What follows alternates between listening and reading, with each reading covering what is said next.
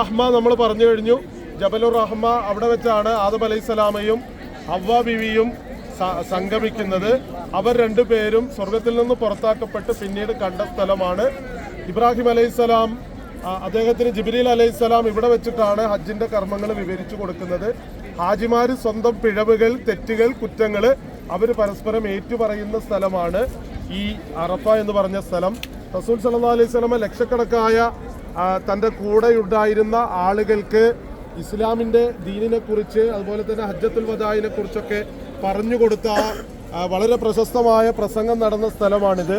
നമുക്കറിയാം, ഹജ്ജത്തുൽ വദാഇൽ 1,00,000 ആളുകൾ പങ്കെടുത്തെങ്കിലും പക്ഷേ ഇവിടെ നിന്ന് നമ്മൾ നോക്കുമ്പോൾ ഈ മക്കയിലും സമീപ പ്രദേശങ്ങളിലും നോക്കുമ്പോൾ വെറും 10,000-കണക്കിന് ആളുകളുടെ കബറിടങ്ങൾ മാത്രമേ കാണാൻ കഴിയുള്ളൂ.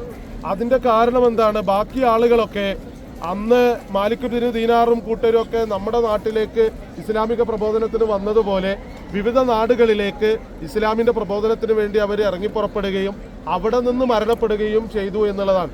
അപ്പോൾ ലക്ഷക്കണക്കിന് ആളുകൾ ഇവിടെ കൂടിച്ചേർന്ന് നിൽക്കുകയും ആ ലക്ഷക്കണക്കിന് ആളുകളോട് പ്രവാചകൻ പ്രസംഗം നടത്തുകയും ഒക്കെ ചെയ്ത ആ സംഗമ ഭൂമിയാണ് ഉർന താഴ്വര എന്നാണ് ഇതിനെ അറിയപ്പെടുന്നത്. റസൂൽ സല്ലല്ലാഹു അലൈഹി വസല്ലം അങ്ങനെ പറഞ്ഞു കൊടുക്കുന്ന കാര്യങ്ങൾ, ഖിസ്വ എന്ന തൻ്റെ ഒട്ടകപ്പുറത്ത് ഇരുന്ന് റസൂൽ പറഞ്ഞു കൊടുക്കുന്ന കാര്യങ്ങൾ തർജുമ ചെയ്യാനും അതുപോലെ തന്നെ അത് മറ്റുള്ളവർക്ക് കേൾപ്പിക്കുവാനുമൊക്കെ ഒരു സഹാബി പ്രത്യേകമായിട്ട് ഉണ്ടായിരുന്നു.